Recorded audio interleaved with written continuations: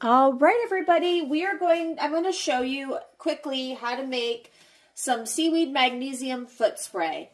Magnesium foot spray or magnesium cream is extremely beneficial if you have headaches, anxiety, depression, restless leg syndrome, or even tummy issues.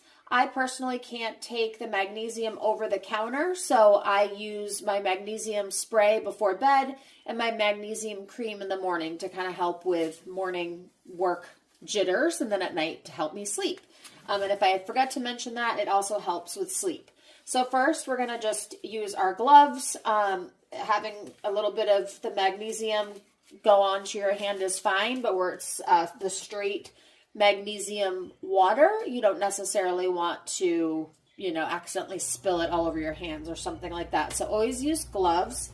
And then I live locally to a beach, so I take the seaweed, I bring it home, rinse it off really good, and then I soak it in or cover it in a big bowl with distilled water. You let that soak about 24 hours, and then you take the seaweed out. I throw it away. And then I take a mesh strainer and strain out the water to make sure I get kind of if there's any extra dirt or anything like that out of it. So then what you're left with is this beautiful seaweed water. Now, how I know that the seaweed is activating, if you will, are these little bubbles. So let me see in the camera here. So these bubbles are really telling me that the seaweed is still infusing that water. And this is really helpful and has its own unique benefits for gut health. So I love to use it in my foot spray before bed. Now, I've previously taken magnesium chloride. Hold on, let me show you Okay, this is what I use. This was, like $20 for this big bag.